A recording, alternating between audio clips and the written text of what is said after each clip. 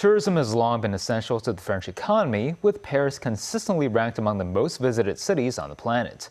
But years of continuous growth in tourists visiting the French capital has ushered in the plight of overtourism, leading to increasing frustration among many locals.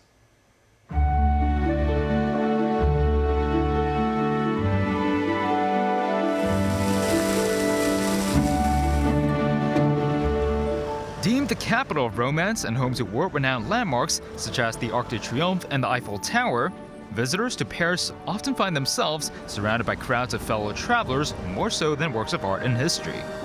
Tourists who hope to reenact cinematic strolls on the Champs-Élysées may encounter scenes of a crowded street more akin to that of Mongkok. Just last month, workers at the Louvre organized a strike in protest at unsustainable numbers of visitors at the museum. The surge in tourists traveling to the French capital was largely the consequence of Paris having hosted the 2024 Olympic Games, with the city welcoming a record-breaking 100 million visitors last year. Businesses in Paris may find increasing amounts of opportunities, but for local residents, it's only the start of their nightmare. Amandine, who was born and raised in Paris, said residents living in the city's residential areas have already been affected by the deluge of tourists. The Parisian recalled how easy it was for her to get a spot at a local restaurant during the pandemic, but noted there are long queues everywhere now as tourists outnumber locals. She added that the metro is crowded with visitors and large suitcases, making it frustrating for many local residents.